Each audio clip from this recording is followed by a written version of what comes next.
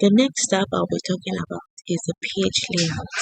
This tab controls how your worksheet will look when printed, and the major functions it carries out is margins, orientation, size, print area, which is under the page setup. If your sheet is not printing out properly, you can check the page layout. And the next tab I'll be talking about is the draw tab. The draw tab is mainly used for annotations where we can use the pen, highlighter, and the drawing tools. This tab is mostly useful for touch screen devices or when you want to explain something visually. Excel is not hard. You just need to know where the tools are located.